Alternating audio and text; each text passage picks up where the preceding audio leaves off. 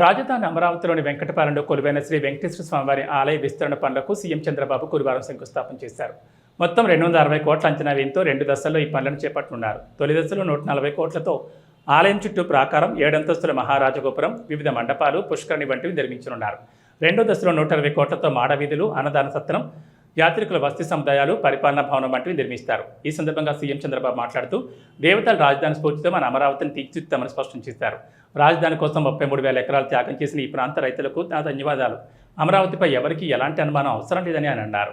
అనంతరం చంద్రబాబు నాయుడు భక్తులను ఉద్దేశించి మాట్లాడుతూ ఈ రోజు ఎంతో పవిత్రమైన కార్యానికి శ్రీకారం చుట్టామని, దేవతల రాజధాని అమరావతి అయితే ఆంధ్రప్రదేశ్ రాజధాని అమరావతిని శ్రీ వెంకటేశ్వర స్వామివారే కాచి కాపాడుతారని అభిలషించారు.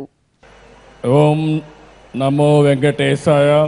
ఒక పవిత్రమైన కార్యక్రమానికి ఈరోజు మనం అందరం కూడా భక్తులందరం ఇక్కడ సమావేశం అయ్యాం. ఈరోజు మనందరం ఒకసారి ఆలోచిస్తే ఒక పవిత్రమైన దేవాలయం వెంకటేశ్వర స్వామి దేవాలయాన్ని మనం ఇక్కడ నిర్మాణం చేసుకోవాలని ఒక సంకల్పాన్ని చేశాం.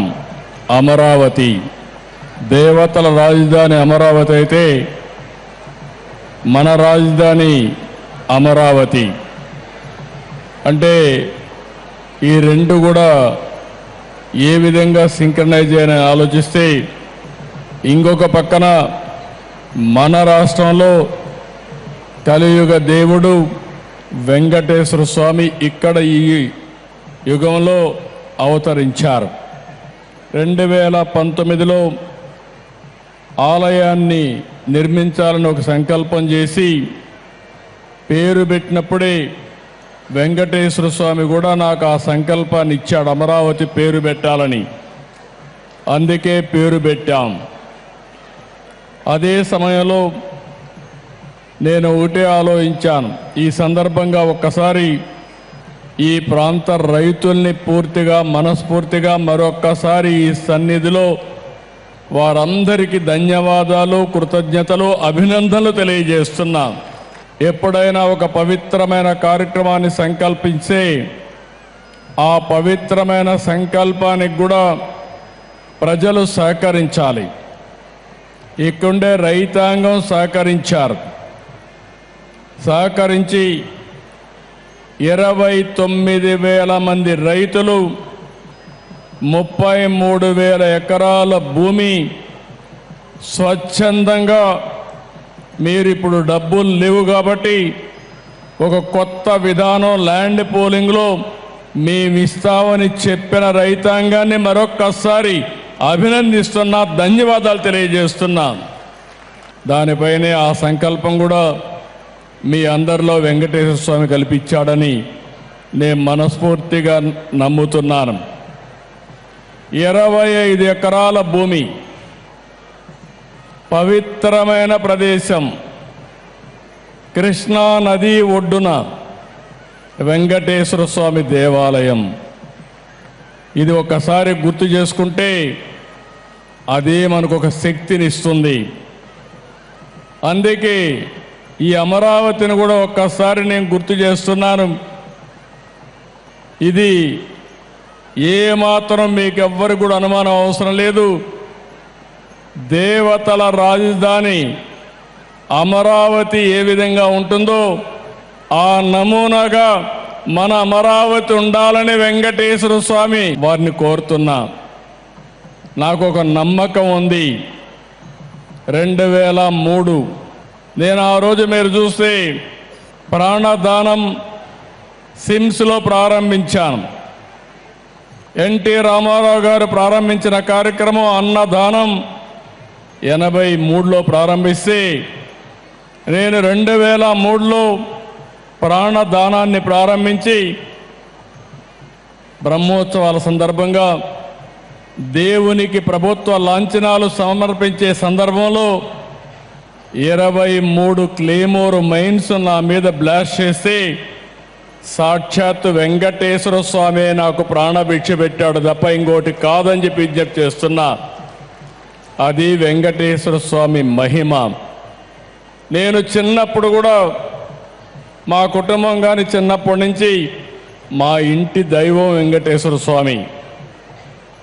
మా ఇంటి నుంచి చూస్తే మంగాపురం నుంచి ఆ సైడ్ చూస్తే వెంకటేశ్వర స్వామి నామాలు కనపడొస్తాయి. ఆయన్ని చూస్తూ బతికాం.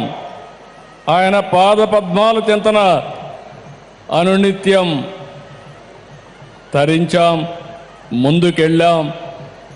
అందుకే నేను ఎప్పుడు కూడా వెంకటేశ్వర స్వామికి గాని అప్రతిష్ట పాలొచ్చే ఏ పని చెయ్యను, ఎవరిని చెయ్యనియనని మరొక్కసారి మీ అందరికీ విజ్ఞప్తి చేస్తున్నా.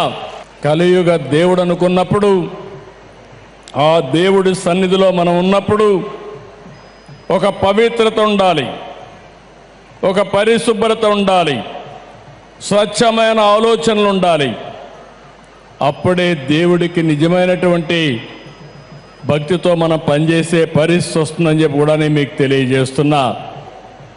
అందుకే మీరందరూ ఒక్కసారి ఆలోచిస్తే,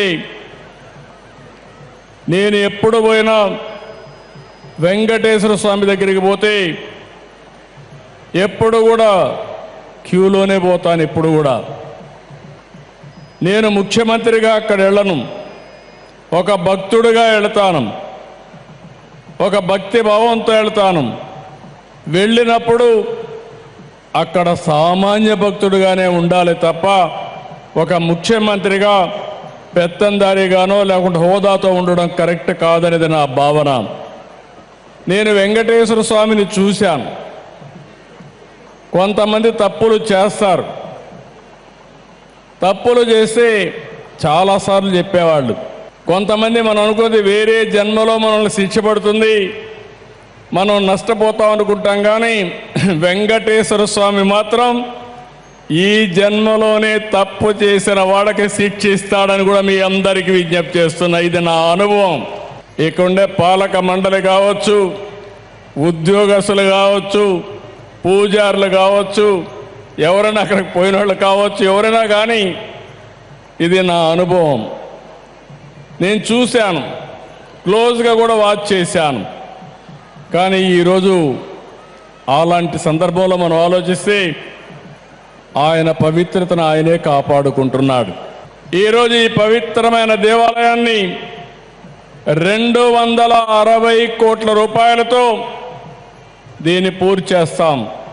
నేను ఒకటే దేవస్థానాన్ని కోరుతున్నా, ఈ యొక్క అమరావతినే కాకుండా ఈ ప్రాంతాన్ని కాపాడవలసిన బాధ్యత ఈ దేవాలయం పైన ఉంది. ఆ శక్తినివ్వాలి, ఎనర్జీనివ్వాలి. ఆ 260 కోట్ల రూపాయలు ఖర్చు పెట్టి తిరుపతి ఏ విధంగా అయితే ప్రాంగణం ఉంటుందో అదేవిధంగా దీన్ని తయారు చేసే బాధ్యత, 2.5 సంవత్సరాల్లో పూర్తి చేసే బాధ్యత టీటీడీ తీసుకోవాల్సిందిగా మరొక్కసారి కోరుతున్నా. ఇంకో పక్కన ఈరోజు నేను ఒకటే ఆలోచించాను. ఎన్టీ రామారావు గారు ప్రారంభించింది అన్నదానం, నేను ప్రారంభించింది ప్రాణదానం, 3వది శ్రీవారి సేవకులు, 4వది దేవాలయాల నిర్మాణం. భక్తులు ముందుకు రావాలి. మీరు ఎంతో ఆస్తులు సంపాదిస్తారు, కానీ మీ పిల్లలకి ఇస్తే వాళ్ళు అనుభవిస్తారు, కొంతమంది పోగొట్టుకుంటారు.